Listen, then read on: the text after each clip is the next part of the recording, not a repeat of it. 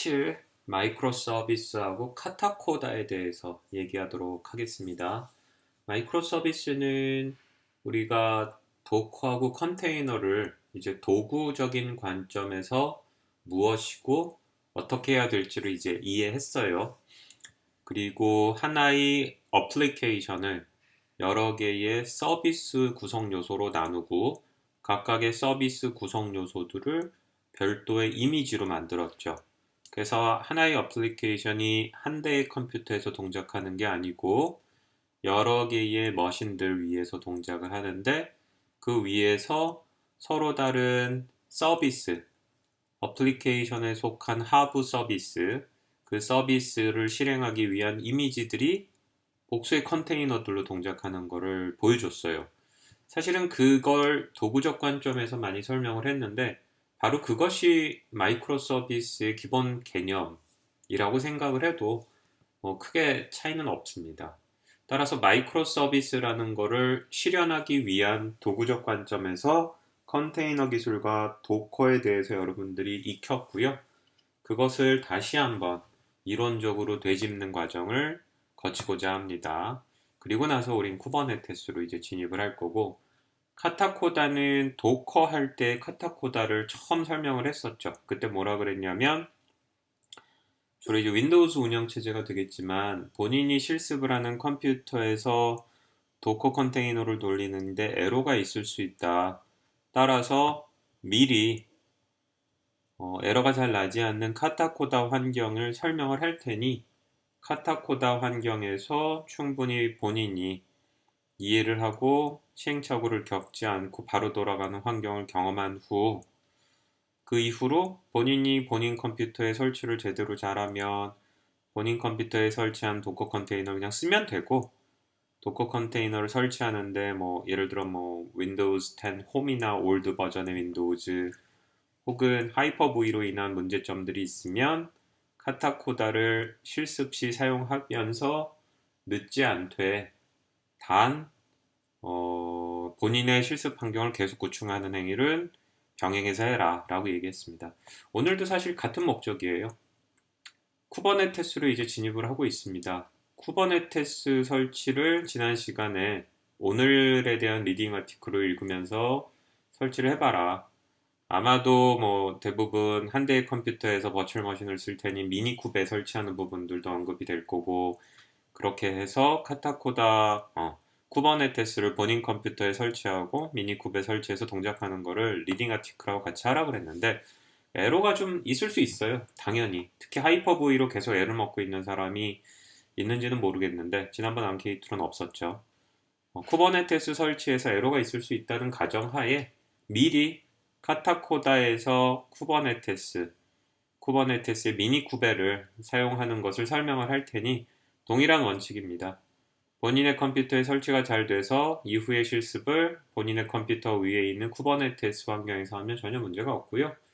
그렇지 않고 에러가 있다면 동일하게 우리 도코 때하고 동일하게 카타코다를 활용을 해서 실습은 따라오되 반드시 본인 컴퓨터에 쿠버네티스를 설치하는 작업은 병행해 달라라는 요청이고요.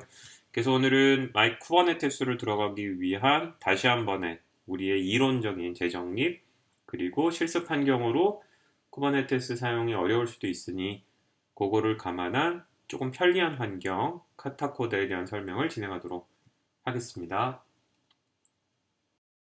진행은 뭐 동일합니다.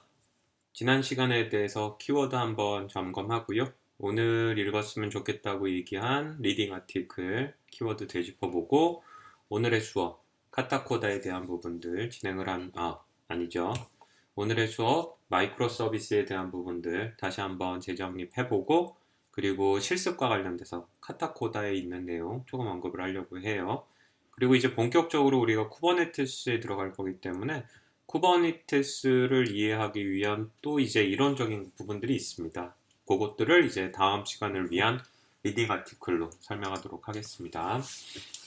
자, 지난 시간에 우리 이제 쿠버네티스가 무언지에 대해서 배웠는데 결국 이제 오케스트레이터라고 얘기를 했죠. 도커 수험도 오케스트레이터지만 훨씬 더 많은 기능, 훨씬 큰 규모의 그 컨테이너 네트워크 그리고 보다 똘똘한 서비스들을 제공할 수 있다라고 얘기를 했고요.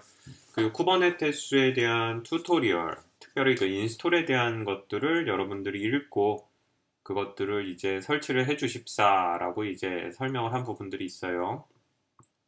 그리고 오늘의 리딩 아티클로서는 여러분들이 마이크로 서비스 아키텍처에 대해서 다시 한번 이해를 해야 되니까 그 부분에 대해서 읽고 오라고 얘기를 했고, 카타코다는 뭐 도커 게임 해봤으니까 보여주되 여러분들 이젠 도커가 아니고 쿠버네티스 쪽 항목들을 좀 들어가길 권장을 했었습니다.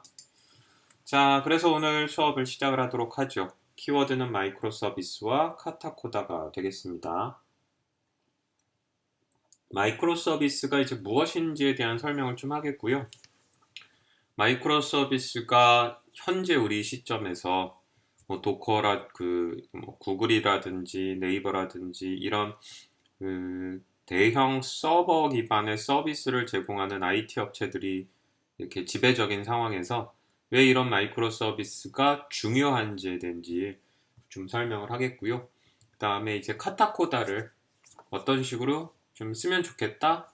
그리고 그 간단한 튜토리얼, 사실 카타코다에서 이미 제공하는 튜토리얼인데 그거를 짧게 실습해 보도록 하겠습니다.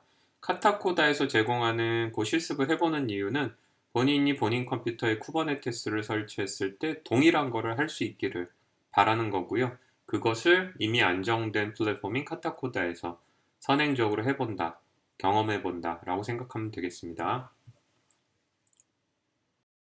무엇인지 다시 한번 우리가 뭐 배경 설명이라든지 사실상 그것이 무엇인지에 대한 이렇게 흩어진 얘기는 많이 했지만 쿠버네티스를 들어가기 전에 마이크로 서비스가 무엇인지 다시 한번 우리가 개념을 다잡고 들어갈 필요가 있을 것 같아요.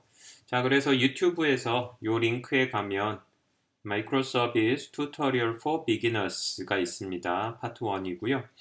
6분 19초 정도 되는 그렇게 길지 않은 동영상이에요. 자, 그래서 이 동영상을 일단 보고 가는 걸로 하겠습니다. 이 동영상이고요. 미리 키포인트를 찝어주면 2분 43초쯤에 결국은 프로덕이란 그룹 오브 인디펜던트 서비스다 라는 얘기를 해요.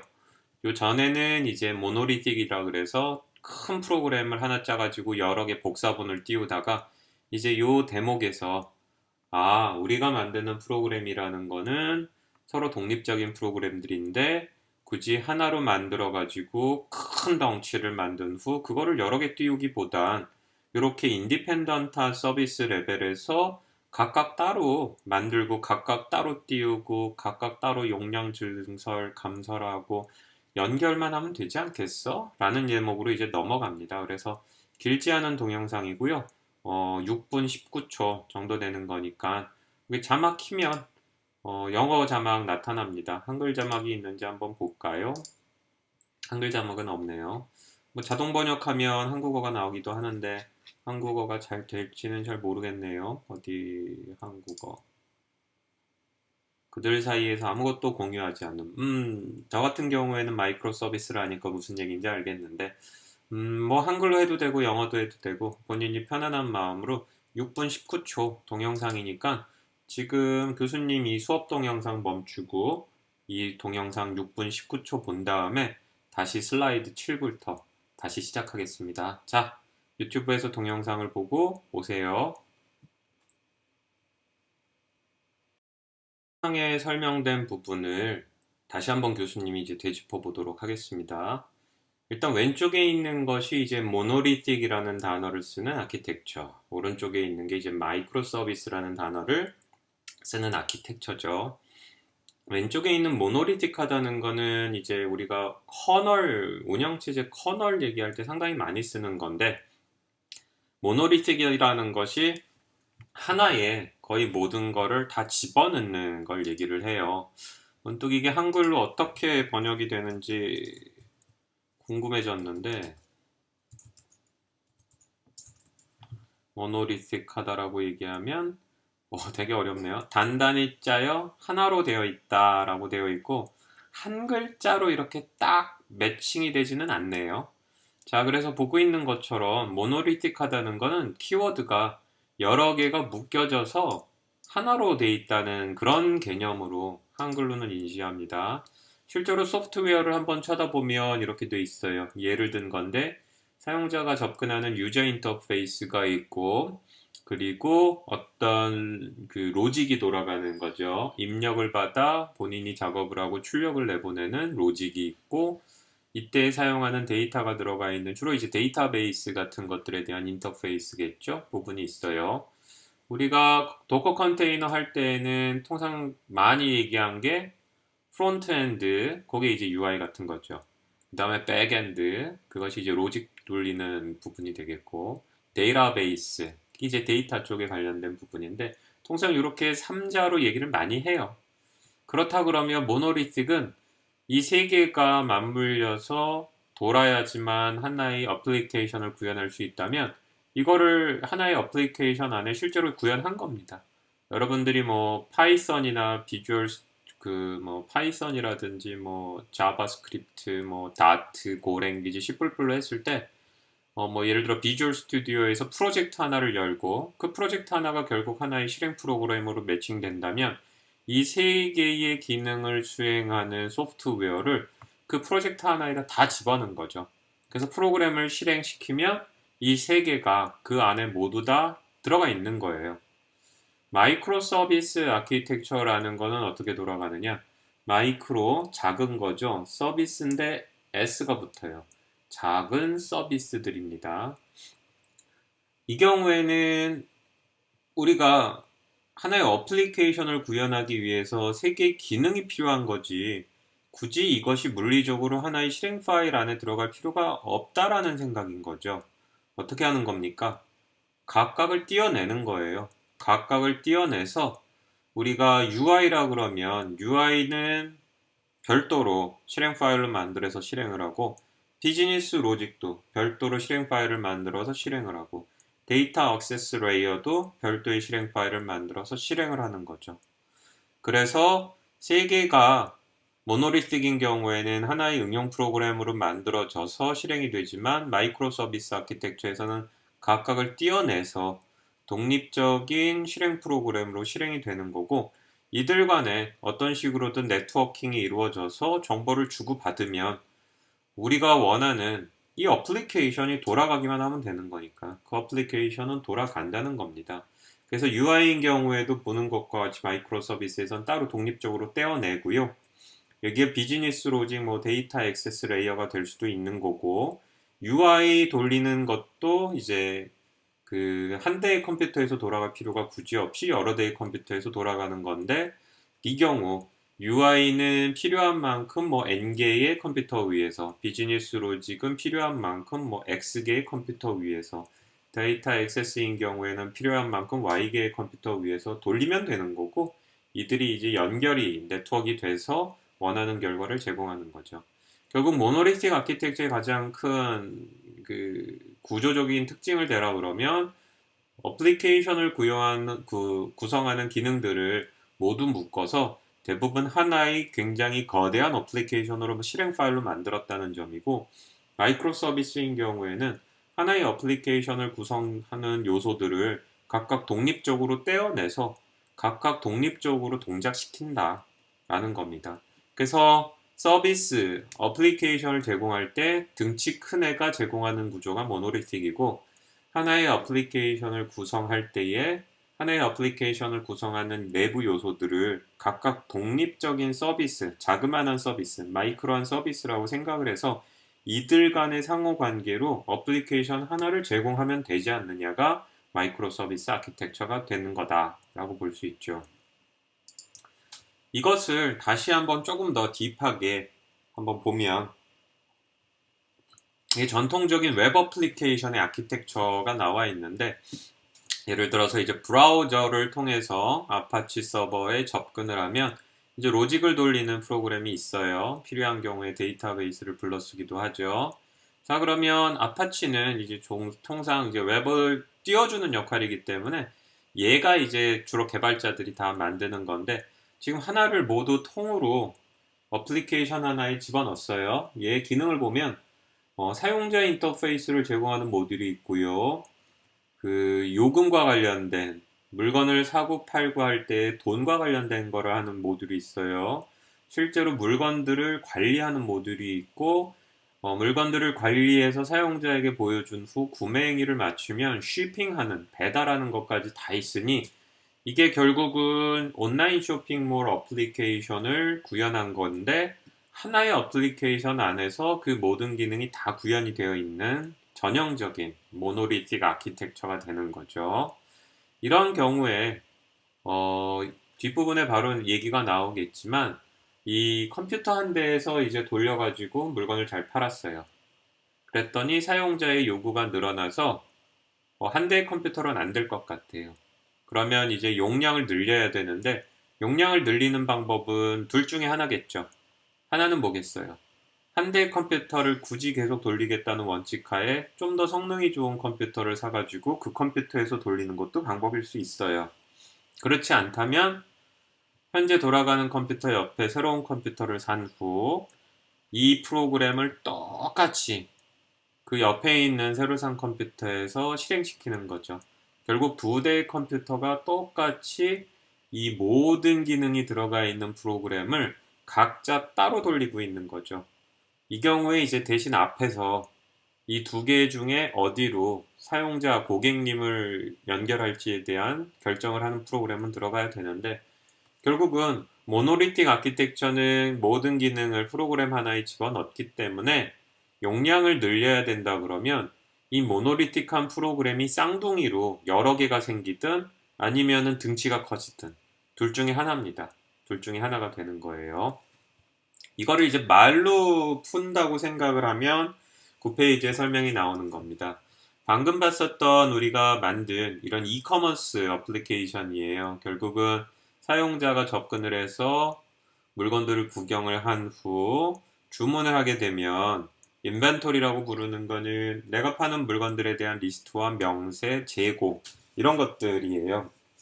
그래서 재고가 있는지를 확인한 후 사용자님이 구매하실 만한 여력이 있는지 돈이 있는지를 뭐 신용카드나 현금 결제를 통해서 확인을 하겠죠. 그리고 물건을 보내는 겁니다. 그래서 프로그램을 자세히 쳐다보면 4개의 구성 요소로 이루어져 있죠. 유저 인터페이스, 결제 처리, 물건 관리, 쉬핑. 자, 그렇다 그러면 이 경우에 마찬가지로 스토어 프론트 UI라는 게 앞서서 있었던 유저 인터페이스에 대한 부분들 이런 것들도 있고요. 크레디트 카드나 물건 관리, 오더링, 쉬핑 이런 거를 모두 다 하나의 프로그램에서 수행을 한 거예요. 즉 통으로 만든 하나의 프로그램이 주문도 받고 재고 관리도 하고 결제도 하고 쉬핑하는데 결국은 이런 복잡한 프로그램 복잡하죠. 자, 결국은 우리 회사가 성공을 한 겁니다. 우리 회사가 성공을 했어요.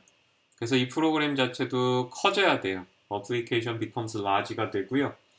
두 번째로는 외부적인 요인, 즉 고객님이 많아져서 용량이 커져야 되는 부분과 함께 용량이 커져서 결국은 이 프로그램이 좀 더 고도화되고 용량이 증가된다면 어떻게 되겠어요?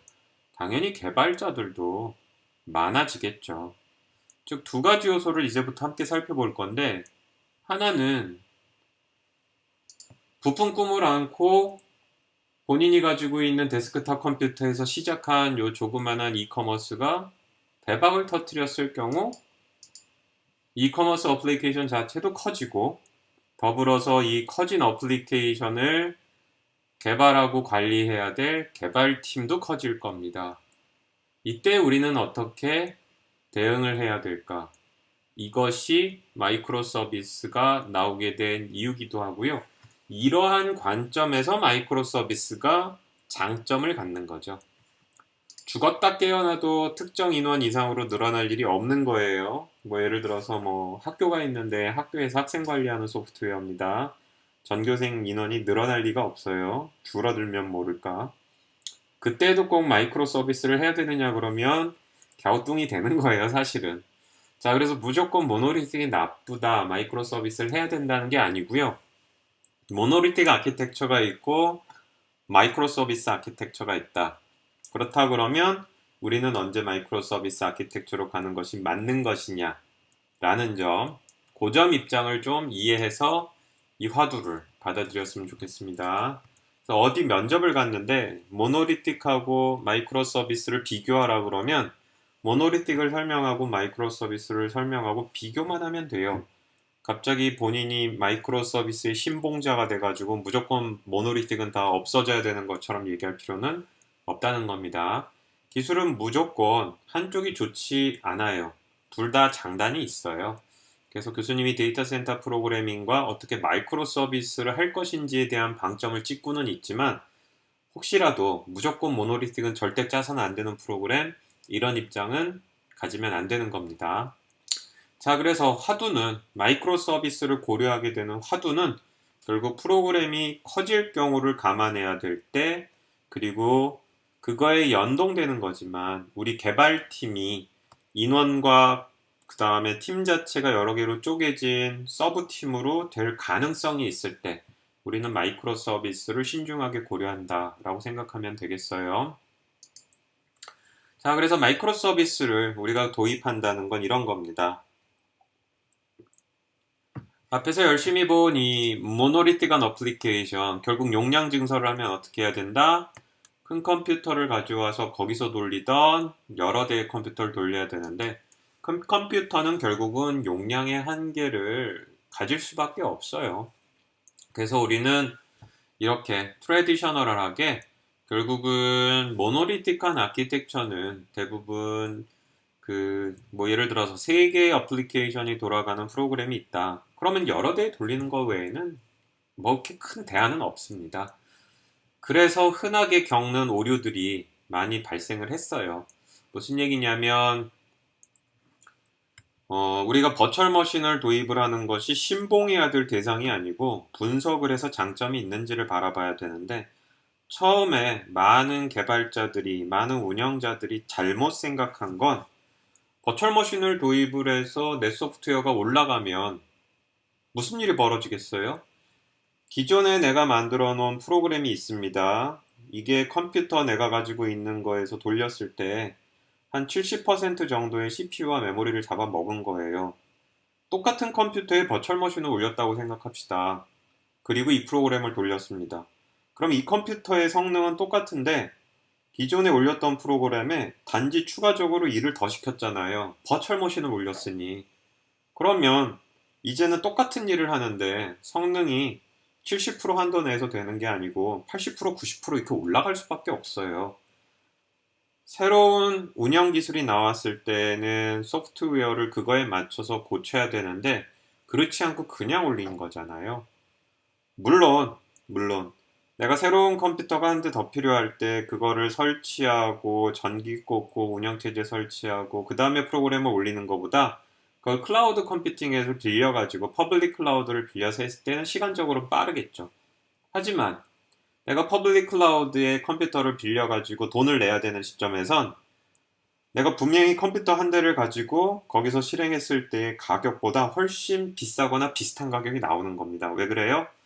기존의 전통적인 소프트웨어 구조처럼 이미 짰는데 내가 빌릴 거면 버추얼 머신 깔리고 성능 별로 안 좋고 네트워크 이런 거 조금 느릴 거 감안해야죠. 그렇다 그러면 기존에 있는 소프트웨어를 그대로 클라우드 위에서 돌렸다? 차라리 본인이 컴퓨터를 사는 게 더 쌀 거예요. 따라서 트래디셔널한 아키텍처가 문제가 발생하는 건 방금 전에 이 슬라이드에서 짚었던 것처럼 소프트웨어를 사용하고 있는 사람들이 확 늘어날 여지가 있을 때 더불어서 그거에 그런 소프트웨어를 개발하기 위해 내가 수천 수만 대의 컴퓨터를 썼다가 안 쓰는 환경인 클라우드나 컨테이너 환경일 때 그럴 때 장점이 있는 거죠. 자, 따라서 트래디셔널한 어프로치인 경우에는 그래요. 뭐 별다른 방법 없어요. 똑같은 프로그램을 쌍둥이, 세 쌍둥이, 네 쌍둥이 만드는 거고요. 마이크로 서비스 아키텍처에서는 어떻게 한다?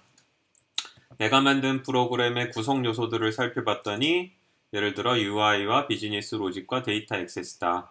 그럼 얘네들을 따로따로 띄우는 겁니다. 따로따로 띄우고요. 따로따로 띄울 때 가장 중요한 게 있어요. 가장 중요한 것은 우리가 왼쪽에 있는 것처럼 예를 들어 기능이 세 가지 들어가 있는 프로그램을 두 쌍둥이, 세 쌍둥이로 키울 때 왜 두 쌍둥이, 세 쌍둥이로 키우는지 고민을 해볼 필요가 있어요. 다시 돌아와서 8페이지의 이 그림을 보면 용량이 부족하다라고 얘기를 하는 거 너무 무책임한 발언이고요. 공학도는 정성정량적으로 말을 할 수 있어야 되는데 4개의 구성 요소가 있는 이 프로그램에서 어느 모듈은 기존 대비 1.x, 어느 모듈은 기존 대비 2.x 이렇게 얼마만큼이 늘어나야 될지를 알 필요가 있어요. 무슨 얘기입니까?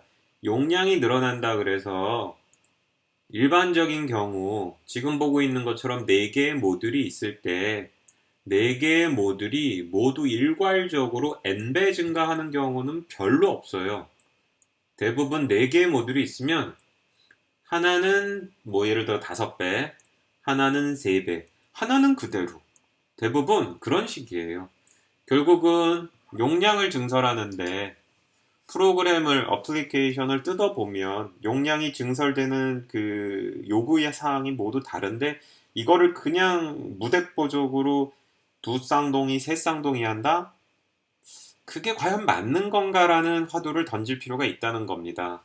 따라서 마이크로 서비스 아키텍처에서는 일단 하나의 어플리케이션을 구성하는 각각을 따로 띄우는데 일단 장점으로 취할 수 있는 거 하나가 그러니까 모노리틱한 하나가 모든 소프트웨어가 n배로 증가하는 게 아니라면 결국은 마이크로 서비스에서는 따로 떼어냈기 때문에 필요한 소프트웨어, 필요한 마이크로 서비스에 대해서만 용량을 더 증가하는 거. 즉, 용량 증설을 어플리케이션을 구성하는 이 조그마한 마이크로 서비스 단위로 필요한 만큼씩 할 수 있는 거죠. 따라서 내가 필요가 없음에도 모노리틱에서 n배를 하면 비용을 더 낼 수 있고 쓸데없이 자원을 낭비할 수 있지만 오른쪽인 구조에서는 보니까 제일 모듈에서 확장이 필요한 거는 이 빨간색이야. 빨간색은 몇 배 필요해? 5배 필요해? 그럼 이 5배로 올려. 초록색은 얘는 용량이 안 바뀌어도 돼? 그래, 그러면 지금 돌리고 있는 걸 유지하자. 이렇게 차별화된 용량에 대한 증설이 가능하다는 겁니다. 자, 그래서 다시 돌아와서 우리가 어플리케이션이 커졌을 때에 용량을 우리가 생각해야 되는 입장에서 마이크로 서비스 아키텍처는 용량이 부족한 부분들에 대해서 차별적으로 각각의 필요한 만큼 증설하는 것이 가능해집니다. 특히 이런 어플리케이션이 대부분 디스크를 끌어안고 있다 그랬을 때 이 어플리케이션을 돌리기 위해 왠지 모르겠지만 1TB를 정했다면 두 쌍둥이가 되면 또 1TB를 또 추가할 거예요. 세 쌍둥이가 되면 또 1TB를 추가할 텐데 같은 맥락으로 디스크도 우리가 이 모듈에서 이만큼인데 예를 들어 5배 얘가 영향을 끼치는 거는 별로 없네. 그럼 디스크를 굳이 확장할 필요는 또 없어지겠죠. 그래서 조금 더 사실은 개발자 입장에서는 머리를 좀 더 쓰는 거예요. 애시당초 수천 수만 개의 프로 CPU와 디스크 위에서 돌린다라는 단어를 마법의 주문처럼 했지만 개발자가 수천 수만 개 위에서 하나의 어플리케이션이 로지컬리 하나처럼 동작하게 한 생각을 한 후 구성 요소들을 따로 떼어내서 동작시키고 용량이 필요할 때에는 요 따로 떼어낸 것들만큼씩 증가시키니 결국은 마이크로 서비스 아키텍처가 첫 번째 질문에 대한 답. 용량이 become large가 되면 적재적소에 맞춰 필요한 용량에 해당하는 애들만 필요한 용량만큼 증설하면 되니까 훨씬 더 이런 경우에는 이제 효율적이다 라는 단어를 쓸 수가 있다는 거죠. 자, 그러면 우리 두 번째 질문에 답을 좀 해봐야 돼요. The team grows in size. 이거에 대한 답을 한번 고민해 봅시다. 용량에 대한 문제를 얘기했는데 프로그램이 해야 될 용량이 커지고 사이즈가 커지고 규모가 커졌을 때 마이크로 서비스가 제공할 수 있는 팀 운영에서의 장점은 뭘까? 요게 또 재밌어집니다. 자, 우리가 왼쪽에 있는 트래디셔널한 아키텍처에서 결국은 처음에 벤처 회사를 설립을 해가지고 이커머스 어플리케이션을 만들었습니다. 혼자 만들었다고 합시다. 개발을 다 혼자 한 거예요. 열심히. 자, 열심히 혼자 개발을 했을 때 저 덩치 큰 프로그램 하나를 만든 거예요. 이따시만하게. 이제 용량도 확장해야 되고 소프트웨어도 기능을 개선해야 되고 기타 등등 할 일이 많네요. 이제 사람을 뽑아야 돼요. 사람을 뽑았어요. 그러면 그 사람에게 이제 일을 시켜야 되는데 결국은 그 사람에게 어떻게 일을 주겠어요? 회사에서 일은 이렇게 두부 자르듯이 자르기 시작하는 경우가 대부분 많아요. UI는 네가 해라, 너는 어카운트 해라, 너는 인벤토리 해라, 너는 쉬핑 해라. 소스 코드를 보기 시작합니다. 처음에 한 명이 짰을 때에 그렇게 예쁘게 쪼개놓지 않았겠죠. 그 사람들은 다시 이 프로그램들을 독립화된 모듈들로 찢어야 될 겁니다. 아마 쫙쫙. 그래서 밀결합되어 있는 부분들을 다 끊어버리고 회의를 여러 번 하면서 상호 인터페이스들을 뚫어야 될 거고요. 그리고 데이터도 그냥 통으로 하나 만들어졌던 것들, 본인이 필요한 것들이 있을 수 있고 필요 없는 게 될 수 있으니까 데이터 정리 작업들도 해야 될 거예요. 따라서 프로그램 자체를 거의 다시 짜는 아마 그 일이 생길 거고, 가장 큰 소프트웨어 분야에서의 재밌는 거는 후임이 들어오면 일단 선임의 소프트웨어를 되게 부정해버려요. 새로 짜려고 해요. 새로. 따라서 뭐 본인이 뭐 기존 코드가 개떡 같아가지고 새로 짠다는데 뭐 파이팅을 외쳐줄 수밖에 없겠죠. 결국은 거의 신규 개발이 이루어질 겁니다. 근데 문제는 밀결합돼 있다는 거예요. 한 대 안에 들어가야 되잖아요. 필연적으로 뭘 해야 되냐면 우리가 이 소프트웨어가 출시될 때에는 이 등치 큰 게 하나의 릴리즈로 나가야 되니 결국은 우리가 예를 들어 매달 첫째 주 월요일 금요일마다 신규 릴리즈를 내보내겠다고 하면 그러면은 마일스톤이 생겨요. 어떤 마일스톤이 생겨요? 매달 첫 번째 주 금요일 D-Day가 되고 그 기준으로 합쳐야 되잖아요. 따라서 언제까지 각자 만든 소프트웨어들을 완료 후 GitHub라든지 이제 우리 버전 컨트롤하는 시스템에다가 업로드 할 건지 날짜가 나오고 업로드가 되고 나면 뭐 해야 돼요? 일단 여러 명이 만들었으니 그 같이 코딩 가이드라인을 맞추고 그 코딩 가이드라인은 게 있어요. 결국 인덴트는 뭘 주고 함수 이름은 어떻게 하고 기타 등등 이게 제대로 체크되어 있는지를 우리가 또 다 체크를 해야죠. 그러다가 하나에서 에러가 난다든지 오류가 있어서 어겼다든지 그럼 어떻게 돼요? 이 사람이 이거를 고칠 때까지 우리는 기다려야 하고 이 사람은 쌍욕을 먹게 될 것이며 이 사람은 또 초조해질 거고 그러다가 쌍욕하지 말고 고쳤으면 좋았을 텐데 여기서 또 빵 터지면 결국은 또 대기되고 결국 이런 건 이제 필연적으로 발생을 합니다. 결국 모두의 문제가 해결이 되면 우리는 D-Day 전날 이것들이 하나로 합쳐져 가지고 서비스가 제공이 되겠죠. 이런 젠장 출시 후 2시간 뒤에 버그 리포트가 됐는데 이번에는 얘가 제대로 동작하지 않는 애가 나왔어요. 그러면 우리 도커 컨테이너 업데이트 명령 업데이트 관련된 기능 배웠죠. 이전 버전으로 다 돌아가는 겁니다. 왜요? 프로그램이 통으로 짜여졌으니까 얘만 멈추고 이전으로 갈 수가 없어요. 우리 모두 함께 이전으로 돌아가는 거죠. 열심히 어제까지 해왔었던 보람은 사라지고 우리는 쌍욕을 함께 먹은 후 이 서비스 때문에 다시 며칠간 뒤로 갔다가 이제 완료가 되면 다시 릴리즈가 되는 작업이 벌어질 겁니다. 같이 일을 한다는 게 그렇게 쉽지 않아요. 같이 하나의 어플리케이션을 릴리즈한다는 게 녹록치 않습니다. 그래서 대기업에서 수천 명이 투입이 돼서 하나의 패키지로 빌드해야 되는 경우는 거의 소프트웨어의 문화를 보여주기보단 전통적인 제조업체의 성향을 띄어요. 거의 좀 군대 문화 같은 것도 필요하고 날짜에 맞춰야 되고 규칙을 지켜야 되고 자유로운 영혼이 되기 좀 어렵죠. 그리고 다른 사람들로 인해 내 소프트웨어의 출시나 아니면 성능이나 기타 등등이 또 제약을 받아야 되는 일이 필연적으로 발생할 수밖에 없습니다.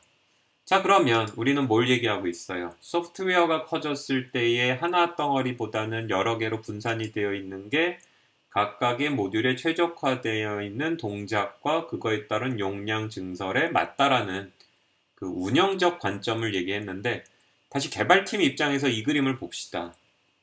이번에는 이 앞쪽에서의 거대한 프로그램이 애시당초 각각의 독립 프로그램으로 동작하도록 제가 짜놓은 거예요. 각각이 독립적인 프로그램들입니다. 애시당초 둘 간에는 통신을 통해서 정보를 주고받도록 했고요. 애시당초 데이터베이스가 필요한 경우에는 이것들의 데이터베이스를 따로 갖다 있던 아니면 하나를 만들어서 볼륨이라든지 이런 걸 사용해서 이제 쉐어하도록 돼 있어요. 최소한 하나는 되어 있는 거예요. 뭐예요?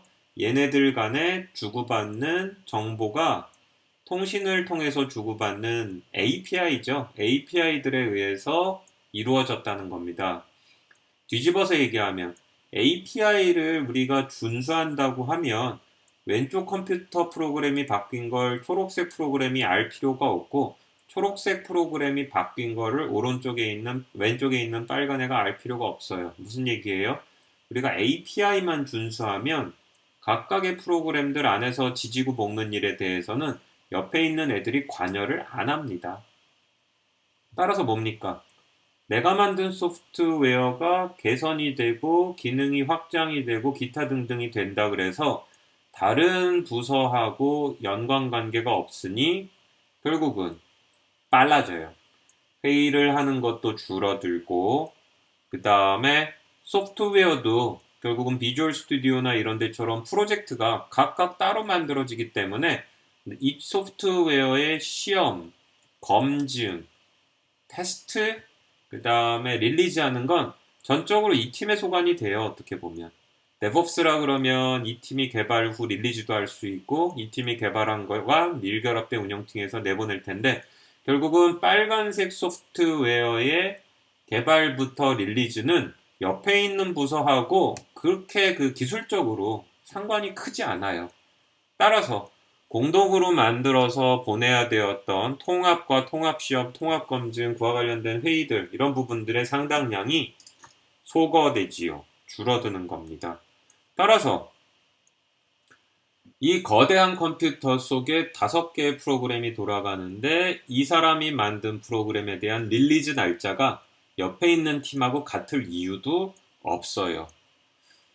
이러다 보니 부서별로 릴리즈를 내보내야 될 그 주기가 서로 독립적일 수 있습니다. 예를 들어 보수적인 팀, 뭐 데이터베이스를 다루거나 이런 거를 뭐 2주마다 매번 갱신한다?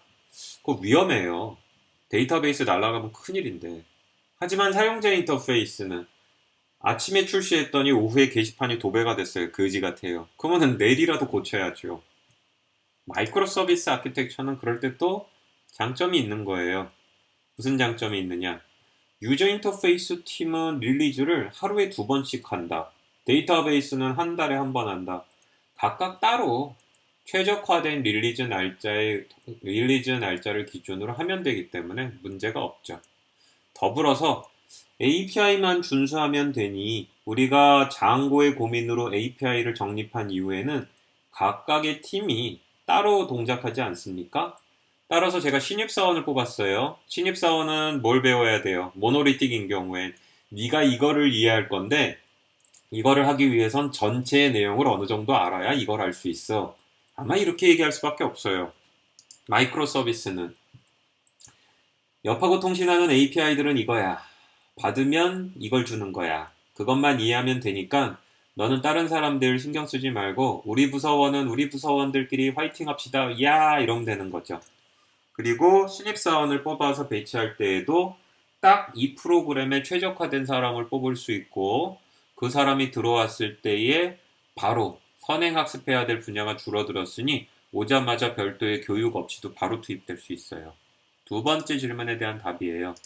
팀이 커졌을 때에 어떻습니까? 마이크로 서비스로 팀이 운영이 되고 있다면 그 사람이 들어와서 알아야 될 부분은 딱 요 API로 바운더리 친 아닙니다. 다른 팀에 대해서 별로 알 필요도 없어요. 따라서 사람을 뽑을 때에 이 사람을 뽑아서 반드시 이것만 시킬까? 모노리틱은 좀 고민해요. 이것도 시키고 싶고 이것도 시키고 싶고 뭐 딴 것도 시키고 싶고. 마이크로 서비스는 딱 이거에 최적된 사람들만 뽑으면 돼요. 그러면 좀 더 그 사람이 교육기간도 단축이 되고 알아야 될 것도 적고 최적의 시간에 빨리 결과물을 내겠죠. 릴리즈를 할 때에도 다른 팀하고 뭐 정책적으로 보조를 맞출 필요는 있겠지만 기술적으로 릴리즈를 같이 할 필요는 적어져요. 이런 다양한 구성 요소들, 다양한 그 사람을 뽑고 팀을 운영하고 릴리즈 날짜를 정하고 테스트를 하는 것들, 팀의 운영에 대한 것들, 내부 HR이라고 그러는데 휴먼 리소스 이런 부분에 대해서도 마이크로 서비스로 접근하는 것과 모노리틱으로 접근하는 것은 상당히 큰 차이점을 보일 수가 있어요. 그래서 이 수업에서는 주로 위쪽에 대한 얘기를 많이 하죠. 어차피 공학 과목이고 여러분들이 이런 기술을 익히기를 바라니까. 하지만 회사의 운영이나 팀의 운영이라든지 기타 등등을 고려할 때에는 또 마찬가지로 마이크로 서비스를 도입을 했을 때에 굉장히 큰 변화들이 있을 수 있다. 이런 얘기들을 다시 한번 여러분들에게 짚어주고 싶었습니다. 말로 설명을 했는데 그걸 이렇게 글로 서머라이즈 한 부분이 12, 13페이지가 됩니다. 자, 다시 한번 우리가 한번 리마인드 해볼까요?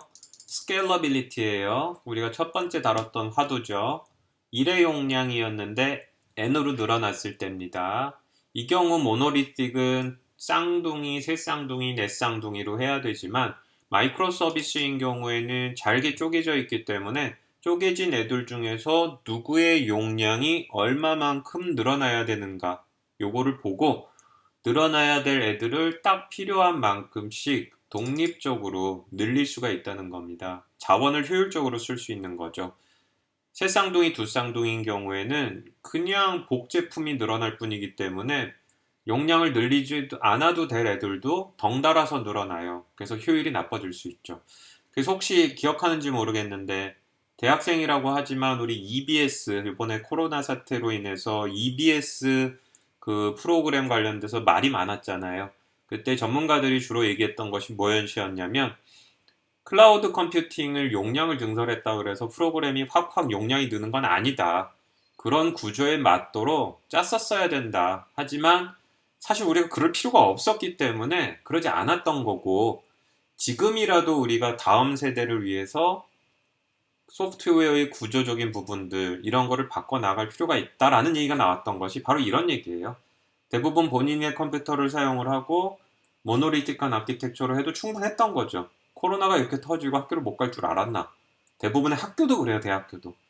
그래서 애시당초 클라우드 컴퓨터를 사용합니다, 할 겁니다. 용량에 문제가 없습니다. 라는 자체가 넌센스다. 클라우드라든지 이런 구조에 맞춰서 개발이 돼 있었어야 된다라는 얘기가 사실은 여기서 나온 얘기고요. 그렇지 않으면 용량은 맞출 수 있겠죠. 효율적으로 높이진 않아도 돈은 엄청 깨지겠죠. 그래서 이 양단적인 관점이 있습니다. 자, 그 다음에 availability예요. 가용하냐. 내가 이 서비스를 하고 있는데 이 서비스가 계속 가용하게 동작하느냐라는 거죠.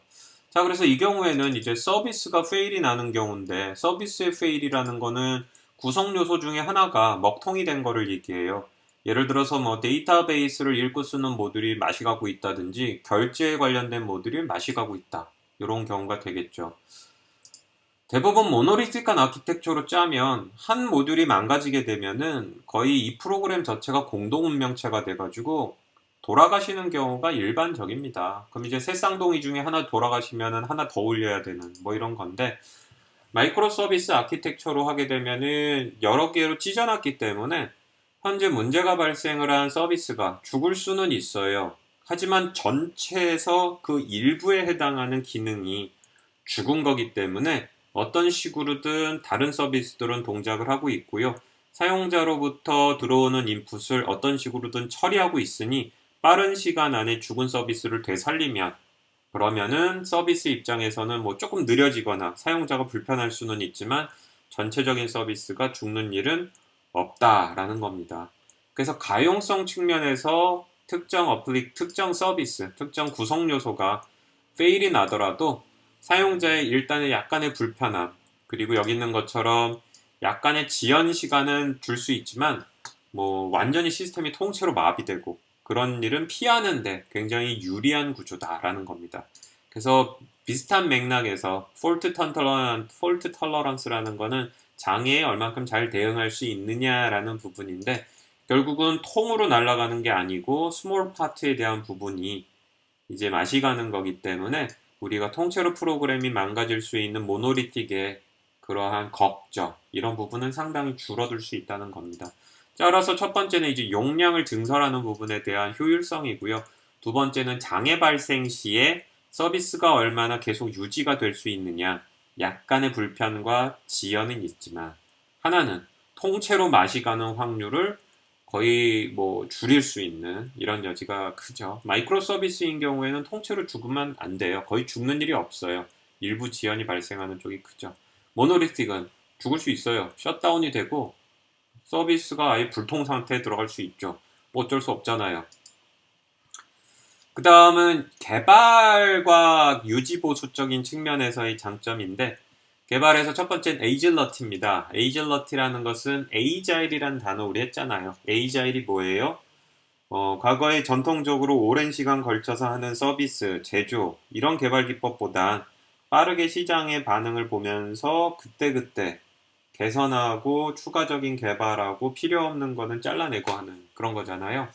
그래서 마이크로 서비스가 시장에 대응하기 위한 에이질러티라고 볼 수 있는데요. 모노리틱은 전체가 한꺼번에 움직여야 되기 때문에 묵직하지만 마이크로 서비스인 경우에는 잘게 쪼개진 애들이 각각 최적화되게 시장에 대응하고 본인의 릴리즈 날짜에 맞춰서 서비스를 제공하면 돼요. 아까 농담처럼 얘기한 것 같지만 뭐 공식적으로 회사에서 얘기하지는 않고 있지만 실제로 뭐 네이버라든지 다음과 같은 우리가 일상적으로 많이 접하는 웹사이트 업체들은 그 유저 인터페이스라든지 이런 부분에서는 하루에 한 번이나 두 번 정도 서비스를 릴리하지 하는 부서들이 실제로 있다고 해요. 뭐 심한 경우엔 뭐 네다섯 번 한다는 발표도 한번 본 것 같고 뭐 묵직한 경우에는 우리 에이자일에서 얘기한 것처럼 뭐 4주 단위 혹은 그 곱하기 그 4주 곱하기 n은 정수배 뭐 이런 식으로 할 수는 있겠죠. 하지만 우리가 통상 뭐 다트라든지 최근에 나오는 운영체제가 3, 4개월 단위로 릴리즈를 해주는 경우들이 일반적이고 오픈소스 소프트웨어인 경우에는 거의 한 달이나 두 달 단위 공식 릴리즈 나오는 애들이 많이 있어요. 심지어 운영체제인 경우 우분투만 하더라도 2년 단위로 나옵니다. 따라서 운영체제가 가장 복잡한 소프트웨어라고 얘기한다면 2년 이하에서 계속 릴리즈가 되는 거예요. 따라서 우리가 에이질리티는 현재 이 마이크로 서비스로 만든 조그마한 프로그램이 본인 특성에 의거 릴리즈가 어느 정도 프리퀀트하게 돼야 되는지 이런 것들이 시장의 반응에 맞춰서 얼마나 빨리 또 만들어지고 개선이 돼야 되는지 입장에서 확실히 빠른 거죠. 그래서 이질리티 측면에서 마이크로 서비스가 참 좋은지라 결국은 시장의 반응을 보고 대응하는 입장에서도 마이크로 서비스가 장점을 갖는다라는 측면이고요. 이제 폴리갓은 멀티링규얼과 같은 얘기예요. 결국은 여기 나온 것처럼 그 목적에 맞는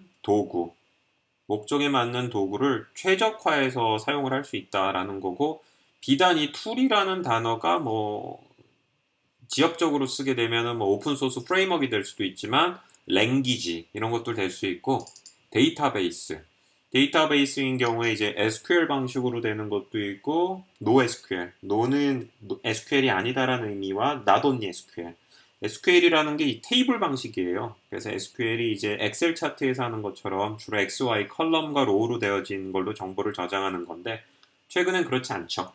또 그래프 이론 중심으로 돼가지고 이 사람 말 분석하고 뭐 이런 데 쓰는 거.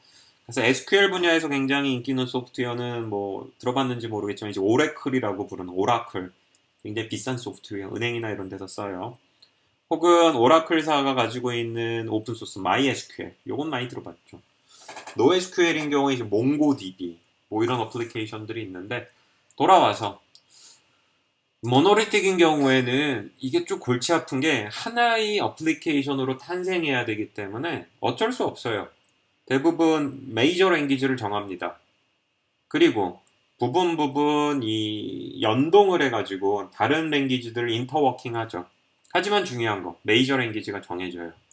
데이터베이스도 지금 보고 있는 것처럼 열띤 토론에 의해 하나가 정해져요. 그래서 보는 것과 같이 4개의 부서가 세 군데는 MySQL이 좋다고 얘기했는데 한 군데는 우리는 몽고DB요. 우리는 정형화되어 있는 테이블 단위 데이터가 아니에요. 외쳐도 MySQL로 정해지면 가야 돼요. 하지만 마이크로 서비스 아키텍처에선 각각이 따로 도는 독립된 프로그램이기 때문에 유저 인터페이스 팀은 어떤 언어가 좋아요? 그랬더니 뭐 자바스크립트요. 데이터 분석 팀은요. 저희는 파이썬이 좋습니다. 그래요. 그러면은 여기 백엔드 팀 로직은 뭘로 돌리고 싶으세요? 그랬더니 이 근처에서는 저희는 C++ 고요. 괜찮은 것 같아요. 이랬단 말이죠. 괜찮습니다. 각자 본인의 역할에 충실한, 본인의 마이크로 서비스에 충실한 도구와 데이터베이스와 랭귀지를 선택해서 가면 돼요. 결국은 폴리갓이라고 부르는 것이 쪼개놓은 독립된 프로그램이기 때문에 그 독립된 프로그램의 개발 방법은 알아서들 선택한다는 겁니다. 심지어 이 팀은 봤더니 굉장히 에이자일 해야 돼요. 그러면 그 팀은 에이자일과 스크럼을 합시다 라고 얘기했는데 어느 팀은 봤더니 굉장히 보수적인 소프트웨어예요. 창립 30주년인데 30년 동안 거의 바뀐 게 없어요. 이 경우라 그러면 너무 빨리 움직였을 때에는 버그를 유발할 수 있으니 전통적인 워터폴을 사용할 수도 있어요. 뭔 소리예요? 개발 방법론마저도 각각의 마이크로 서비스 팀 단위로 쪼개지면 된다는 겁니다. 그리고 메인테인 할 때에 지금 모노리틱인 경우에는 예를 들어 열심히 만들었어요. 다 합쳤어요. 한 3,000명이 투입이 돼가지고 한 15만 라인 만들었어요. 그럼 우리가 GitHub에다가 이제 할 때 15만 라인짜리 소프트웨어를 유지 관리해야 됩니다. 마이크로 서비스는 다 쪼개졌어요. 15만 라인도 결국은 1000라인짜리 소프트웨어들이 모이면 15만 라인이 돼요. 그러면 이 경우에는 확실히 1000만인 단위, 1000라인은 너무 작고 조그만한 프로그램 단위로 우리가 마이크로 서비스 각각에 대해서 유지 관리를 할 거기 때문에 확실히 유지 관리할 코드의 양이라든지 유지 관리하고 뭐 테스트하기 위한 부하는 줄어들죠. 그래요. 프로젝트가 등치 큰 하나가 편하냐, 등치가 작은 여러 개가 편하냐. 등치가 작은 여러 개들이면 이걸 또 관리해야 될 필요성은 있지만 하지만 애시당초 독립적으로 동작한다는 관리, 개념 그리고 독립된 팀들은 우리 에이자일 정신 생각나죠? 알아서 스스로 잘할 거야 라고 한다면 확실히 우리는 마이크로 서비스가 코드를 메인테인 하기에는 장점을 가지고 있는 거죠. 이 부분이 이제 14페이지를 보게 되면 이커머스 플랫폼이 있을 때 배송하는 거, 그 다음에 물건들 보여주는 거, 고객 관리, 그 다음에 이제 결제 끝나고 난 거에 대해서 각각이 서로 다른 랭귀지나 툴이나 프레임워크로 동작을 해도 문제가 없다는 거고요. 그리고 각각의 최적화된 거를 찾아서 하겠죠. 우리의 훌륭한 에이자일 개발자들은.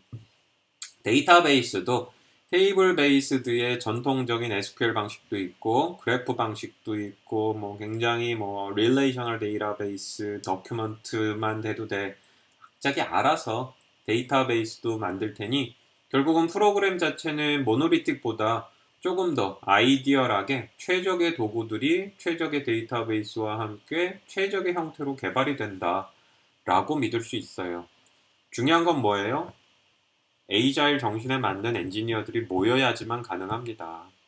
나는 월급을 받았으니까 월급 받은 만큼만 할 거야 라는 얘기라든지 본인의 일에 대한 프라이드나 본인의 일에 대해서 스스로 셀프 스타디하고 셀프 모티베이션이 되지 않으면 어느 구석은 썩어가고 있을 수밖에 없는 것도 사실 애로사항입니다. 그래서 대부분의 IT 회사들이 초창기에는 정말 만들고 싶은 소프트웨어를 만든 사람들이 행복하게 코딩을 하지만 점점 그냥 나는 이 회사를 월급 받으려고 들어왔지 당신네들이 파운더지 나는 직원이에요 이렇게 되면 결국은 프로그램 중에 한 축이 점점 무너지는 사례들을 많이 봐요. 그래서 이 프로그램은 애정이 없으면 견디기 힘든 프로그램인데 결국은 어딘가에서 무너지기 시작하는 것들이 나오고요. 그래서 여러분도 혹시 네이버 회사 이 기사들을 한번 찾아보면 되게 재밌는 거가 나와요. 그 굉장히 번듯한 회사인데 좋은 회사예요. 연봉도 뭐 얼마 전에 삼성 제꼈다는 기사도 꽤 많이 나왔었고. 근데 저런 얘기 했어요. 네이버는 IT 회사고 일종의 벤처를 지향해야 되는 회사인데 직원들은 어느 순간에 대기업 직원이 되셨나 봐요. 그러면 지금부터 대기업 직원처럼 다뤄드릴게요. 해가지고 뭐 되게 옥신각신 많이 했어요. 뭐 셔틀버스가 없어지고 생기고 뭐 하여간 부대 서비스가 주어지고 안 주어지고 했는데 어떻게 보면 소프트웨어 회사가 작은 회사에서 큰 회사로 가기 위한 고통, 겪어야 되는 시행착오, 뭐 그런 부분들인데 이 마이크로 서비스를 보면 결국은 이 마이크로 서비스 하나를 책임지는 사람들이 그 서비스를 정말 책임지느냐, 안 지냐에 의해서 그, 굉장히 애로사항들이 많이 클 수 있습니다. 모노리틱은 공장처럼 움직이는 거예요. 이 사람들이 윤리적으로 뭐 책임의심이 없어도 요구사항을 만족하면 되고 잠재적으로 요구사항을 만족하지 않을 거라는 기준 하에 통합 절차가 이루어지기 때문에 언젠간 적발이 돼서 괜히 굉장히 괴로워지죠. 그래서 모노리틱한 개발과 프로세스, 마이크로 서비스에 대한 개발과 프로세스는 서로 다른 거고요. 결국은 본인이 만들고자 하는 프로그램과 서비스에 무엇이 최적인지에 대한 부분은 본인이 좀 고민을 해야 될 필요가 있습니다. 하지만 이 수업은 데이터 센터를 타겟팅하고 있기 때문에 우선순위는 마이크로 서비스다 라는 점 다시 한번 강조합니다. 서비스에 대해서 이제 마지막으로 다시 한번 짚고 넘어갑시다. 그러면 우리는 왜 마이크로 서비스를 왜 한 거예요? 세 가지로 얘기할 수 있어요. 첫 번째로는 소프트웨어 스택 애그노스틱하다고 얘기했는데 기술적인 관점에서 봤을 때 앞쪽에서 얘기한 것처럼 정말로 독립적인 소프트웨어, 그 소프트웨어에 최적화되어 있는 랭귀지와 뭐 심지어 뭐 운영체제와 혹은 프레임워크와 데이터베이스를 우리는 선택할 수 있습니다. 따라서 통일을 할 필요가 없고 최적화된 개발 도구들, 방법론들을 투입할 수 있어요. 패스트 디벨로프먼트라고 얘기하는 거, 덩치 크게 움직일 필요가 없다는 거예요. 각각의 마이크로 서비스 간에 주고받는 API들만 합의를 봤다 그러면 소프트웨어의 설계, 개발, 시험, 릴리즈에 대한 부분은 각각의 마이크로 서비스가 본인의 역할에 맞게 충실하게 될 거니 모노리틱으로 하면 결국 워스트 케이스에 맞출 수밖에 없잖아요. 우리 팀은 반드시 넉 달이 걸려요. 그럼 이 발목을 잡히지만 이 경우에는 넉 달보다 훨씬 적은 시간에는 수시로 업데이트가 될 수 있다는 겁니다. 그리고 소프트웨어를 운영해야 되고 바라봐야 되고 이걸 사업해야 되는 사람 입장에서도 야 이거 요번 릴리즈 망가지면 통으로 다 날아가는 거야? 뭐 이런 걱정이 있을 수 있는데 그렇지 않은 거예요. 더불어서 이 부분은 절대로 바뀌지 않았으면 좋겠어요. 안 건드릴 거예요. 어차피 그거는 별도의 마이크로 서비스고 그 팀에서 개발 안 하면 안 해도 돼요. 따라서 걱정이 줄어드는 겁니다. 이러한 장점으로 인해 우리는 마이크로 서비스 아키텍처를 선택하는 거예요. 중간고사 문제 한번 미리 봤죠. 따라서 막 머릿속에 떠오르지 않아요? 기말고사 때 마이크로 서비스 아키텍처의 장단점을 논하시오. 마이크로 서비스 아키텍처가 장점을 가지려는 프로젝트와 단점을 가지는 프로젝트에 대해서 각각 기술하시오. 뭐 이럴 수 있는 거예요. 따라서 여러분들이 기능적으로 하는 거는 충분한 실습 시간, 프로젝트도 여러분들이 할 만한 것들에 대해서 계속 고민해서 주고 있고 그에 대한 평가가 그렇게 박하지는 않을 거예요. 중간고사 전과 후로 여러분들의 생각과 그 다음에 걱정이 좀 많이 줄었겠죠. 정말 내가 웹파이썬 프로그래밍처럼 실습 시험을 봐야 되나? 안 봐요. 따라서 그런 부분들에 대해서는 많이 릴리프, 안심을 좀 해도 되되 미니멈 수준의 이상의 실습을 해야 되는 것을 프로젝트로 확인하고 있다라고 이해하고 학생으로서 반드시 이런 것들에 대한 이해 그리고 도구적으로 이것이 무조건 가야 되는 게 아니고 장단이 있는 거고 그런 부분들에 대한 이해들 이런 걸 하기를 원합니다. 그래서 마이크로 서비스라고 해서 이제 웹을 서치를 하면 많은 얘기가 나와요. 그림도 나오고. 그래서 모노리틱하고 마이크로 서비스한 거를 이렇게 건물 하나에 모두 다 때려 박은 것과 각각 찢어져 있는 구름들을 연결한 것들도 나오고요. 전통적인 데이터베이스하고 프론트엔드에 대한 부분도 이렇게 트래픽이 들어와서 웹이 받고 뭐 카트 보여주고 결제 크레디트가 하고 캐달로그 보여주고 뭐 이런 거를 하나의 프로그램으로 버추얼 머신 1에서 돌리고 DB는 이런 식으로 돌아가는 거. 이게 마이크로 서비스로 가면 각각이 떨어진 마이크로 서비스 아키텍처가 돼서 별도의 로지컬한 컨테이너들로 줄을 띄워지겠죠. 여기 버추얼 머신이지만 각각이 인디펜던트한 이미지와 컨테이너들로 만들어지는 거고요. 데이터베이스도 하나로 통합하지 않고 본인이 필요한 것들을 많이 동작을 하게 됩니다. 따라서 결국은 어떻게 보면 디자인이 더 중요할 수도 있어요. 왼쪽은 하나 안의 일이기 때문에 뭐 어떻게든 우격다짐으로 짤 수 있을지 모르겠지만 왼쪽은 굉장히 많은 구성원들의 그 연합으로 하나의 서비스를 만들잖아요. 따라서 각각의 마이크로 서비스의 역할 그리고 그들 간의 관계가 미리 잘 정의돼야 될 필요가 있습니다. 그래서 우리가 에이자일이나 이런 거를 얘기하고 그 다음에 뭐 디자인 바이 피규어를 얘기할 때 문서를 많이 만들지 않으니 마치 디자인이 단순화되고 굉장히 편해지고 아무것도 안 하고 뭐 이런 것처럼 보일지 모르겠는데 그렇지는 않은 거예요. 머리는 많이 써야 돼요. 어떤 식으로 마이크로 서비스를 나눌 건지 그리고 그들 간에 지금 줄이 여기는 별로 없지만 줄이 많이 생기잖아요. 이 API를 어떻게 잘 정의할 건지 이런 고민이 있습니다.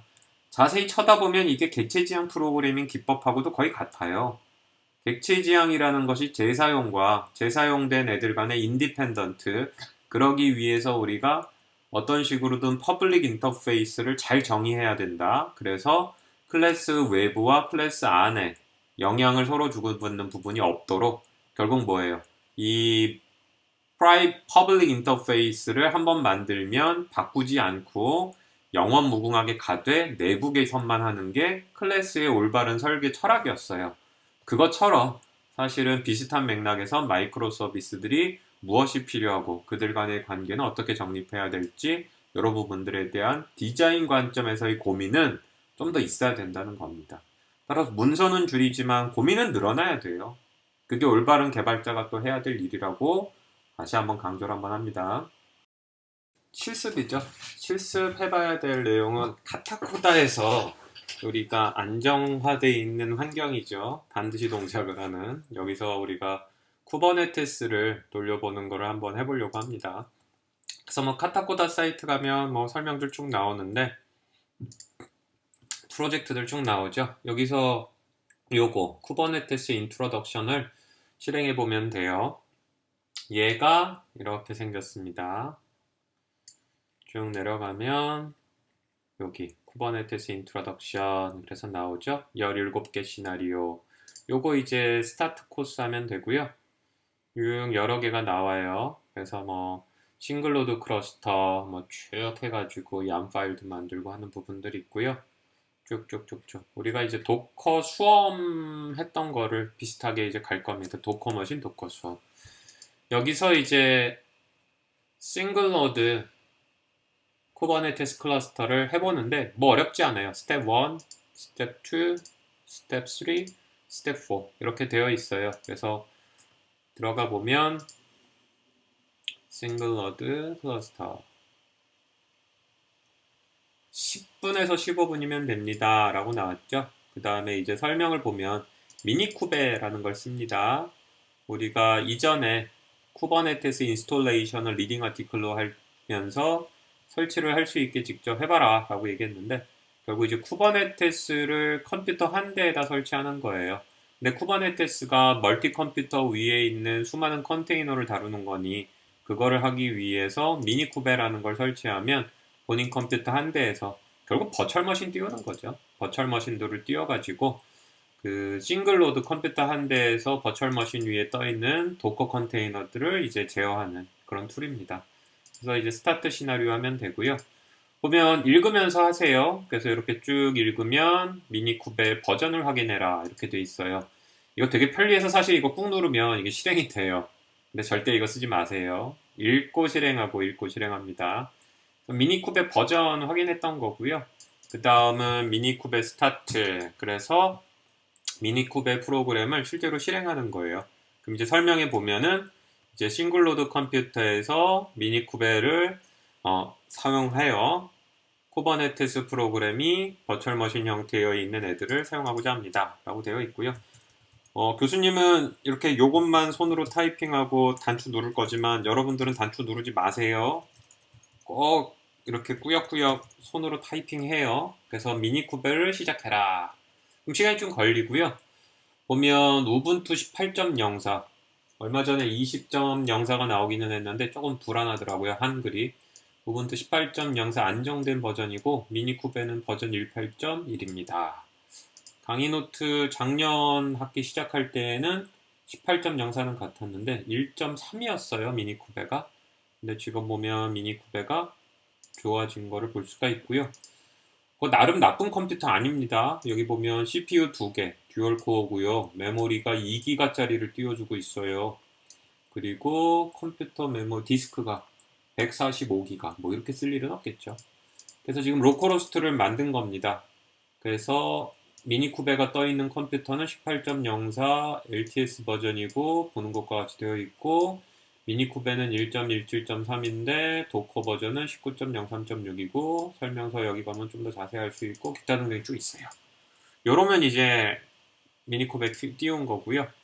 그 다음은 한 대의 컴퓨터 위에서 쿠버네티스를 사용하여 여러 버추얼 머신들 위의 여러 컨테이너들을 다룰 겁니다. 그래서 현재 우리가 제어하는 이 컴퓨터 위에 어떠한 환경으로 버추얼 머신들과 기타 등등이 있는지를 확인하는데 쿠버네티스에서는 쿠버네티스를 실행하기 위한 명령을 요 쿠베 컨트롤이라고 하는 명령으로 사용을 해요.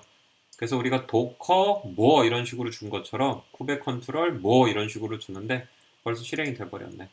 그래서 보게 되면은 쿠버네티스는 이후에 설명을 하겠지만 프로그램이 되게 많이 떠요. 그 중에 마스터에 상응하는 게 현재 여기에서 뜨고 있다. IP 어드레스 포트 넘버. 그 다음에 DNS 기억나죠? 도메인 이름 서비스, 이름에 대한 문제인데 쿠버네티스는 실행이 되면서 자기가 관리하는 컨테이너들은 서로 이름만으로 접근할 수 있는, 이거 도커도 그랬어요. 이런 식으로 해줍니다. 그래서 자체에 DNS가 있고요.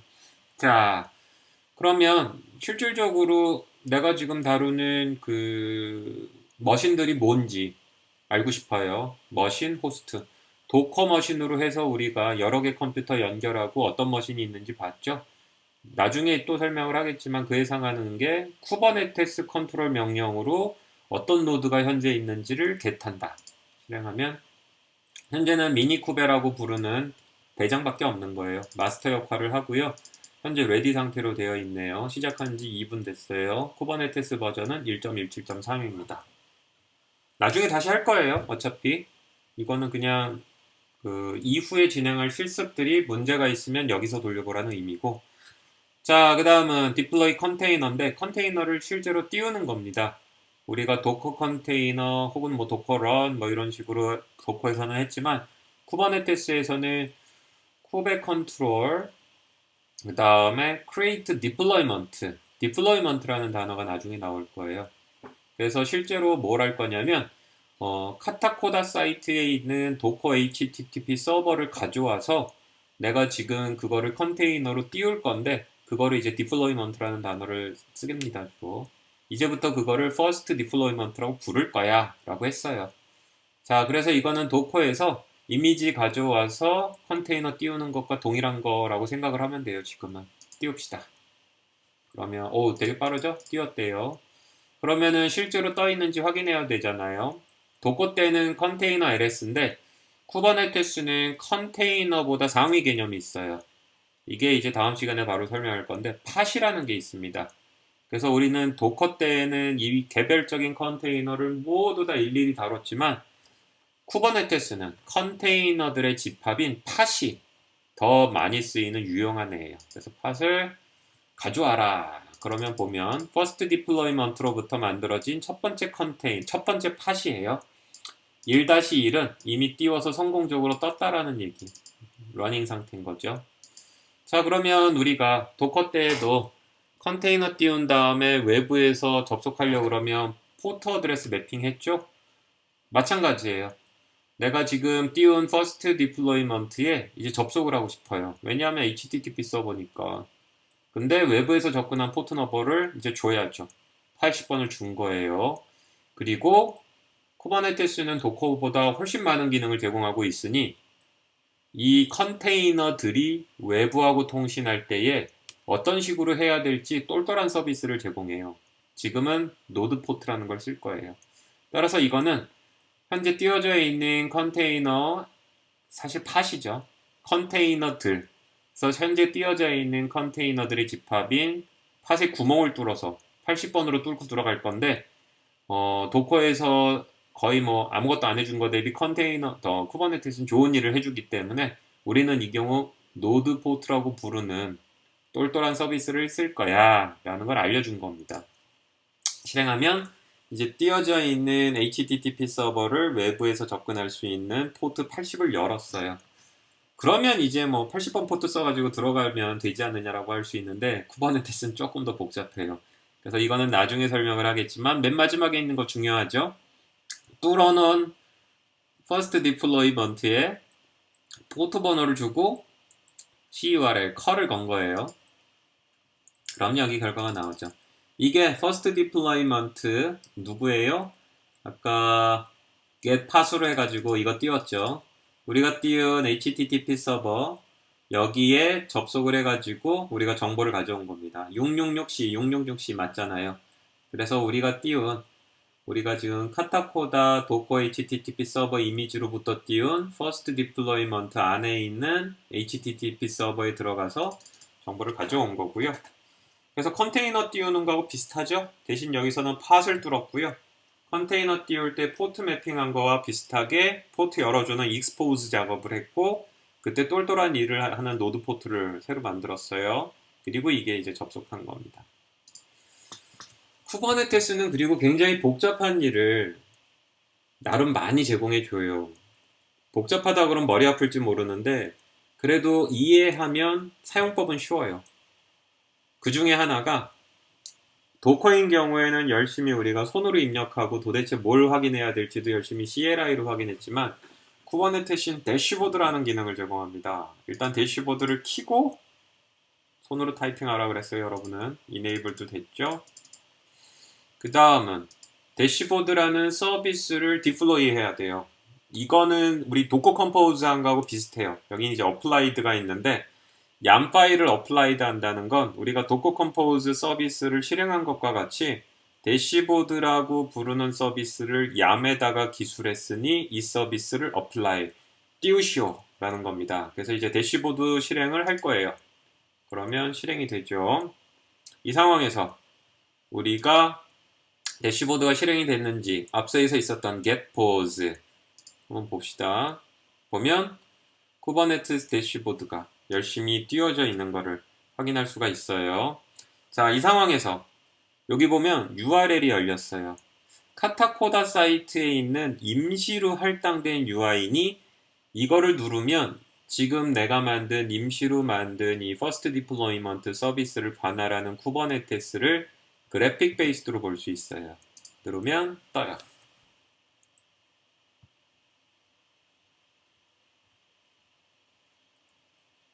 시간은 좀 걸리고요. 자, 뜹니다 이제. 오, 예쁘죠? 자, 디플로이먼트 아까 하나 띄웠었잖아요. 퍼스트 디플로이먼트라고. 디플로이먼트가 하나 떠 있다. 100%. 그래서 디플로이먼트에 대해서 설명을 보면 뭐 추가적으로 볼 수도 있기도 하고 그런데 메타데이터 쭉쭉 열려서 복잡하죠? 나중에 설명합시다. 그냥 여기서만 보면 네임스페이스 디폴트 어플리케이션 하나를 펫을 띄웠는데 하나 떴다. 5분 됐다. 나오죠. 펫이라는 게 이제 컨테이너들의 집합체 나중에 설명을 할 건데 이것도 하나 떠 있다. 리플리카 셋 이것도 나중에 설명하겠지만 하나는 반드시 떠요. 얘가 이상 동작을 해서 죽으면 쿠버네티스가 다시 살려내요. 그리고 밑에 추가적인 설명들이 쭉쭉 나오는 거 볼 수 있고 왼쪽도 꾹꾹 눌러도 뭐 큰 탈 없어요. 눌러보면 굉장히 좀 복잡하죠? 많은 거를 하기 때문이에요. 여기 스토리지 볼륨도 나오고 그러는데 그 다음에 우리 젠킨스에서 작업하는 것들도 봤었는데 비슷한 것도 여기서 할 수 있어요. 잡스 이래서 지금은 없죠. 자, 그래서 카타코다가 다시 또 보이지 않습니까? 그냥 단순하게 간단한 명령들이나 이렇게 돌려주는 줄 알았는데 나름 굉장히 매력적인 애죠. 매력적인 애예요. 방금 전에는 우리가 이렇게 해서 접속을 했는데 여기 대시보드 눌러도 떠요. 대시보드 눌러도 똑같은 게 뜨죠. 요거는 아까 요거 눌러서 한 거고 요 대시보드는 요거 눌러서 나온 거예요. 그리고 여기 추가로 현재 얘가 작업을 하는 명령을 내가 걸어버렸기 때문에 지금 프롬프트가 멈춰 있어요. 멈춰 있는데 터미널을 하나 더 여는 기능이 여기 있습니다. 그래서 오픈 뉴 터미널이 있고 밑에 있는 거 자세히 쳐다보면 무슨 의미인지 아마 알 수 있을 거예요. 오픈 뉴 터미널 하면 터미널이 이런 식으로 열려요. 그래서 uname-a 따라서 하나의 컴퓨터의 터미널이 기본적으로 열린 거에 프로그램이 실행이 돼가지고 입력이 막히면 다른 터미널을 하나 또 열었던 것처럼 이렇게 열면 되고요. 자세히 쳐다보면 다시 또 우리 우분투를 열심히 돌리고 있는 이 컴퓨터가 리눅스 베이스드고 뭐 어쩌고저쩌고 시스템 정보 나오는 것들 볼 수 있죠. 뭐 LS 하드웨어 하면 하드웨어 컨피그레이션 정보도 이렇게 볼 수 있어요. 자, 따라서 어떻게 보면 도커 때에는 여러분들이 아무것도 모르니까 정말 도커 하는 기본 명령만 띄워서 보여줬는데 이 얘기를 하고 싶은 겁니다. 카타코다는 쿠버네티스를 띄우기 위해서도 괜찮은 애예요. 생각보다 좀 복잡한 작업을 해주는 거고요. 방금 했었던 요 쿠버네티스 인트로덕션의 싱글 노드 쿠버네티스 클러스터를 통해 이걸 하고 나면 이런 식으로 뭔가 쿠버네티스를 실행하는 게 이런 거구나 라는 감을 느낄 거고 특히 이 쿠베 컨트롤 명령 익숙해질 겁니다. 더불어서 보는 것과 같이 터미널을 하나 더 열어가지고 정보를 볼 수 있고 LSHW는 그 하드웨어 정보를 보여주세요예요. 그래서 자세히 쳐다보면 이 컴퓨터가 뭔지 보여요. 보면 스탠다드 PC 버추얼 머신은 캐뮤네요. 캐뮤라는 버추얼 머신이고 그 다음에 뭐 SMP 버전, CPU 코어 나왔어요. 바이오스 나오고 그 다음에 펌웨어 이게 CPU 제로네요. CPU가 인텔 제온 CPU E5 1650 버전 3 3.5GHz 굉장히 성능 괜찮은 거예요. 이 정도면 뭐 그래가지고 CPU 2 나왔고 아까 CPU 2개 쓴다 그랬죠. 메모리가 2GB 되어 있는 부분들 나오니까 자 본인의 컴퓨터에 쿠버네티스 까세요.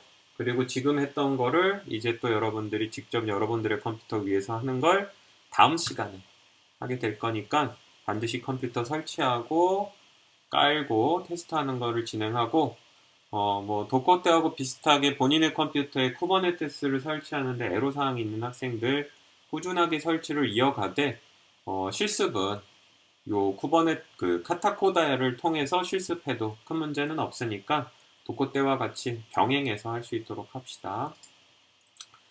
참고로 카타코다 들어온 김에 여기 굉장히 많은 것들 제공해요. 따라서 여러분들 컴퓨터에 직접 설치하고 지우고 그러면 뭐 컴퓨터 성능에 무리도 올 수 있고 컴퓨터의 용량도 아쉽고 뭐 이럴 수 있는데 여기 카타코다 사이트 들어가면 우리는 딱 도커하고 쿠버네티스만 살펴봤지만 여기 보면 머신러닝 리눅스도 있어요. 오케스트레이션 여기 보면 쿠버네티스도 있고 다른 애들도 있죠. 네트워킹 수업 때 가끔 언급됐던 서버리스 클라우드 네이티브 텐서플로우 그 다음에 단넷도 도클리는 거 있어요. 자바 그리고 유분투도 있고 다양한 언어들과 도구들이 나름 제공돼요. 그래서 카타코다는 우리가 로컬 환경을 설치하는데 실패가 있을 때 주로 쓰라고 리코멘드 했지만 나름 또 새로운 뭔가를 공부하기에 커리큘럼도 있고요. 그 환경도 제공하는 괜찮은 애예요. 따라서 여기서 얘기하고 싶은 건 새로운 기술 한번 경험하고 싶으면 이 쿠버네티스를 실행하기 위한 용도 외에도 언급한 것처럼 뭐 리눅스 공부나 뭐 우분투 공부나 뭐 언어 공부하기 위해서 괜찮은 도구니까 뭐 심심할 때 한 번씩 하면 의미가 있을 겁니다. 자, 넥스트 스텝인 경우에는 우리가 이제 쿠버네티스 안으로 들어갈 겁니다.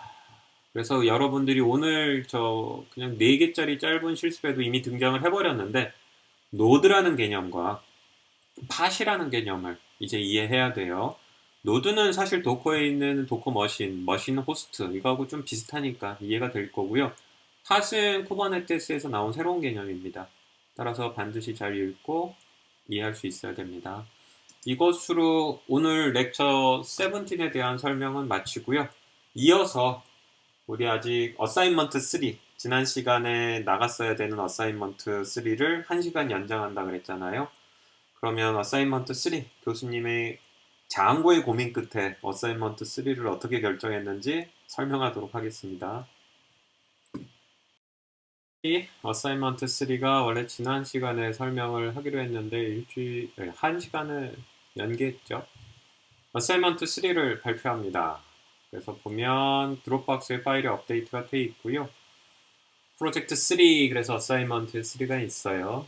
단어를 제가 좀 헷갈리게 했네요. 어사인먼트 3, 프로젝트 3, 톰 프로젝트 3 동일하고 하나는 고민을 했는데 직접 뭔가를 또 만들어서 내는 것보단 한번 이런 걸 경험해 보라고 하고 싶었어요. 그래서 보면 도커를 지원하기 위한 개발 툴, 그래서 비주얼 스튜디오 코드, 비주얼 코드의 확장 기능이 있는데 이거 한번 경험해보고, 두 번째로는 프로그래밍을 편안하게 하기 위해서 도커에서 뭔가 좀 도움을 받을 만한 건 요 두 가지인데 각각 좀 설명을 해줄게요.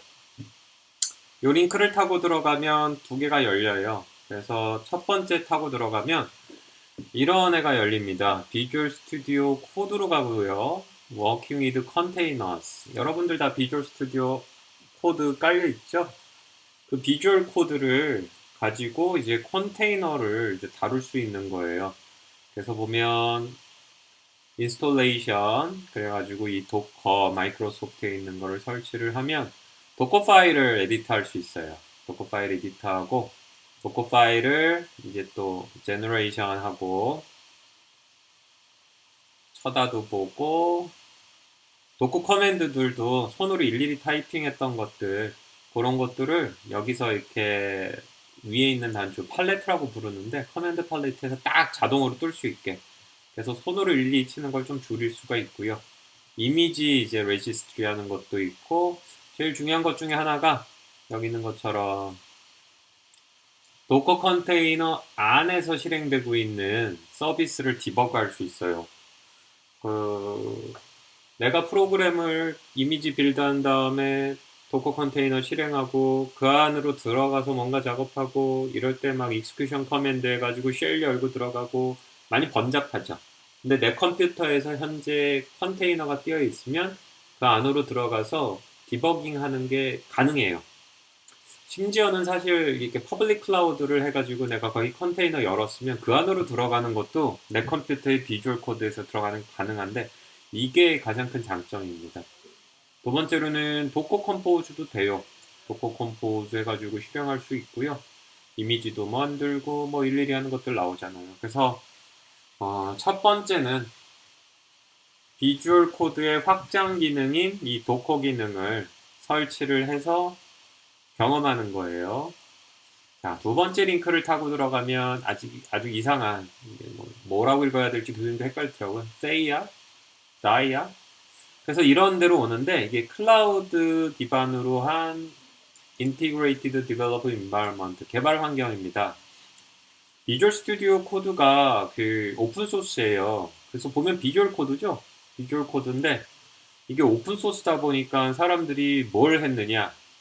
여기는 이제 이클립스라고 부르는 원래 개발 도구 만드는 집단인데 비주얼 코드가 워낙 괜찮으니까 이 비주얼 코드를 가져다가 기능을 확장을 한 후 이거를 그 클라우드 위에서 돌릴 수 있게 했어요. 쉽게 얘기하면 여기서 이제 View on GitHub을 누르면 일로 가고요.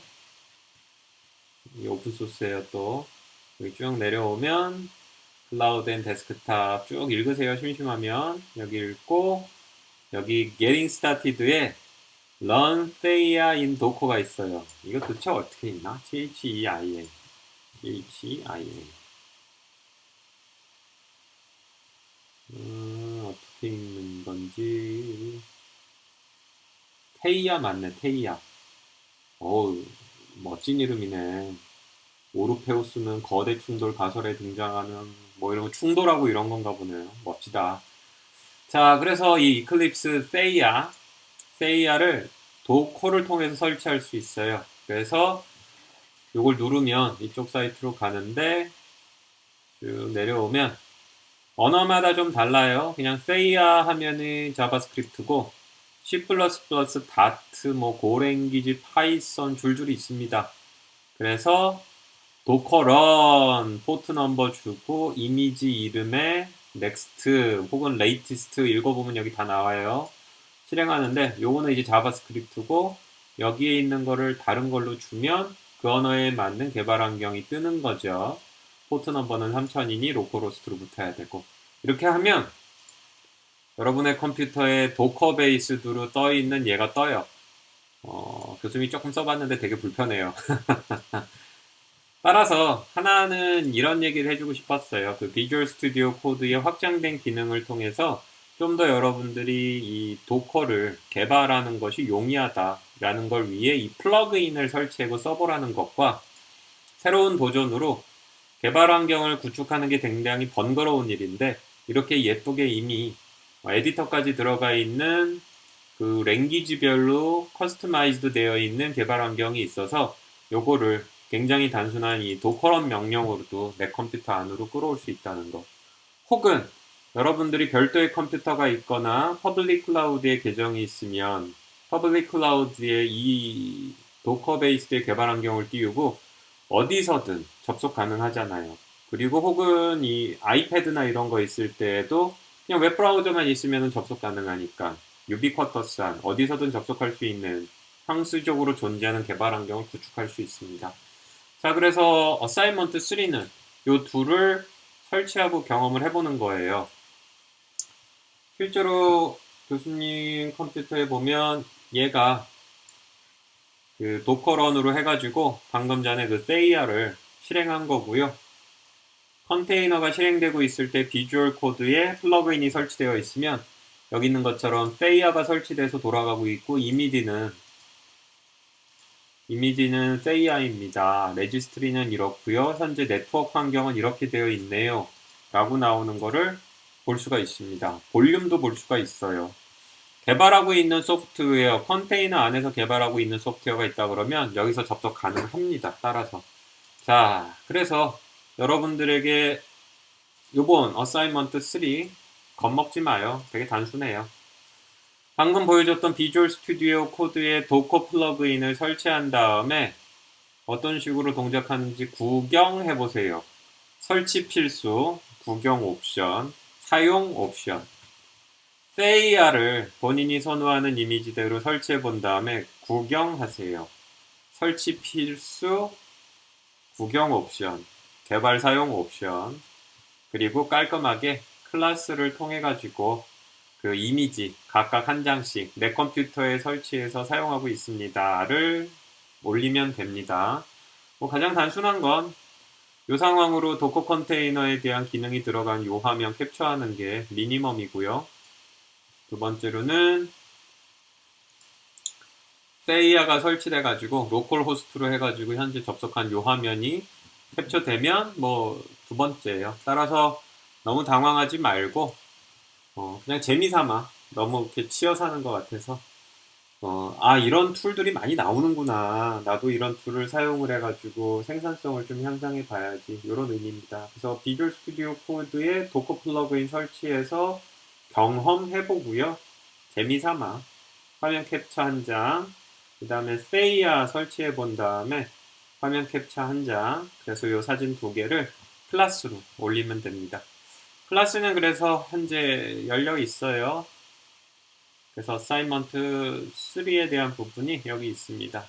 그래서 5월 27일까지 사진 두 개 캡처해서 올리면 되는 걸로 하겠습니다. 자, 이제 우리가 시간이 많이 지나가고 있습니다. 이제 코로나 때문에 정신이 없었지만 종강이 이제 슬슬 눈앞에 보이고 있고요. 쿠버네티스로 이제 넘어갈 거니까 다시 한번 정신 단디 잡고 우리 쿠버네티스를 즐거운 마음으로 진입할 수 있도록 합시다. 그렇게 하기 위해서 어사이먼트 3도 뭐 개발하거나 이러지 않고 조금 더 즐거울 수 있게 했어요. 그래서 또 나름 이런 것들 얘기했으니까 관심 있는 학생들 잘 활용해서 본인의 개발 경쟁력 향상할 수 있기를 바랍니다. 자, 오늘의 수업은 여기까지 마치겠고 어사이먼트 3에 대해서도 이렇게 설명을 마치도록 하겠습니다.